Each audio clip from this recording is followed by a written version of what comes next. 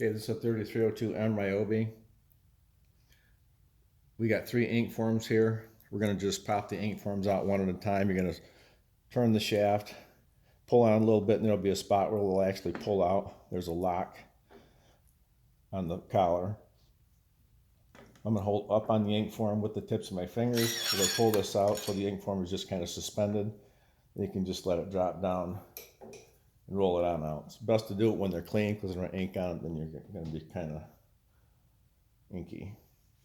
So there's one. So here's the notch right there. That notch, you turn the shaft till that notch comes out of the side of the bracket. So there's one, and this one up here, we're going to flip the keeper for that idler. Pull that out. That's a hard roller. And we got a soft idler that I'm going to pull up. It went up and out. It sits down inside brackets there, and there's another one up here I'm going to pull straight out. These two rollers are exactly the same. There's a brass bushing on it, not a bearing, about 1 inch in diameter, 1 1/8 inch. And all your middle ink form rollers in there. So again, I'm going to turn the shaft till that little notch gets there, and I'm going to just pull it straight out. There's the shaft, and there's the roller. Now that roller is the smallest of the 3. That's the only one that'll fit in the middle. So I'm just going to grab one end of it. Kind of spin it on out of there. So there's that one. I'm not going to go through the top one because it's essentially the same. I'm just pulling a couple rollers off the top of the unit. So to put it back in, we're just going to take that roller and just drop it in there. Just drop it right down, just make sure it's in the cavity, and then I'll start the shaft in. And I'm just going to roll it up a little bit. I just roll it up like that. I can get it in there. Now I'm going to mention one other thing while this is out.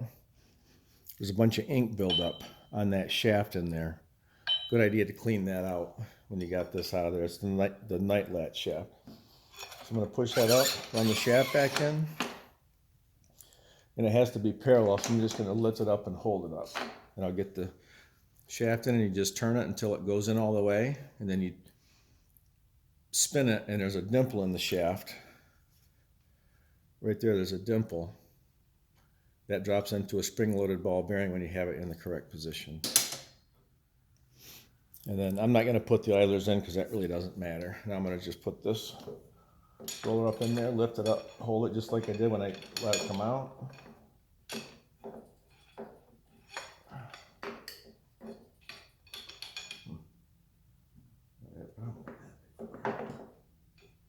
Gotta get it lined up right.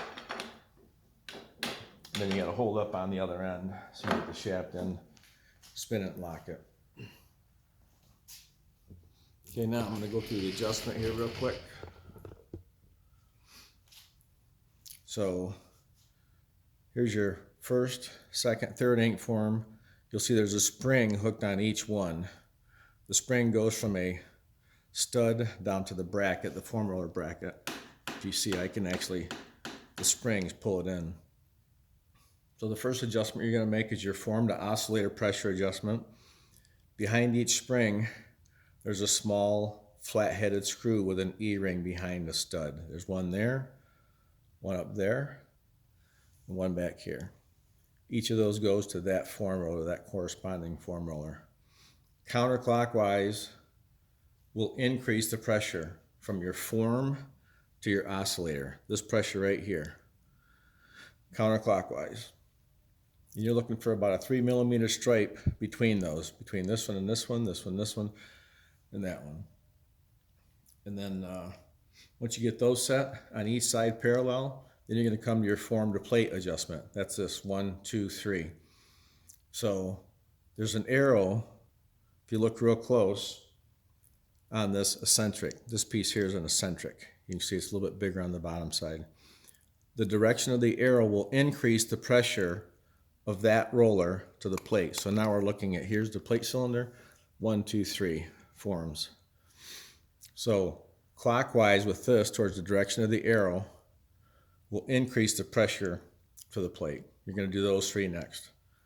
And you just essentially drop them down on the plate, bring it up, inch the machine around. You're going to look at the stripe on your plate. And yeah, you do that parallel on both sides. When you're done, you'd want to do one more final check. And if you got any questions, you can get a hold of us here, RyobiPressParts.com.